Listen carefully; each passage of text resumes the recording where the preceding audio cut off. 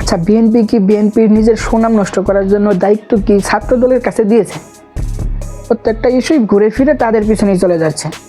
একটা ভাইরাল ঘটনাতে একটা ছোট্ট ছেলে ধানের শীষের স্লোগান দেওয়াই নাকি জামাত শিবিরের লোকেরা তাকে ধরে মেরেছে। স্থানীয় নিউজের এক ভিডিওতে দেখা গেল ছেলেটির মা বিএনপি করে। ছেলেটি অ্যাক্সিডেন্টের মাধ্যমে আঘাত পেয়েছে, সাইকেল অ্যাক্সিডেন্টের মাধ্যমে।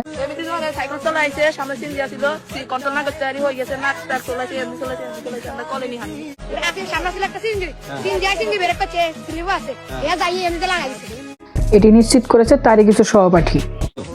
তোমাদের সামনে সাইকেল থেকে উঠছে, মানে সাইকেল চালাচ্ছে কোন দিক থেকে? উঠছে কোন জায়গায়?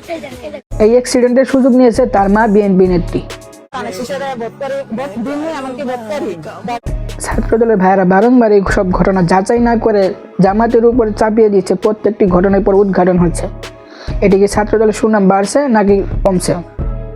হ্যাকিং এর বিষয়ে তো তারেক রহমান নিজেও দায়িত্ব নিয়ে বলছিল এটি হ্যাক হয় নাই, কিন্তু সময়ের সাথে সেটি প্রমাণিত হয়েছে। এটি বঙ্গভবনের এক কর্মকর্তার মাধ্যমেই হ্যাকিংটা হয়েছিল। প্রত্যেকটি ঘটনায় তারা তৎক্ষণাৎ যেইভাবে রিয়েক্ট করতেছে, প্রত্যেকটি ঘটনায় তাদের পিছনেই চলে যাচ্ছে। এতে কি দলীয় সুনাম নষ্ট হচ্ছে নাকি বাড়তেছে?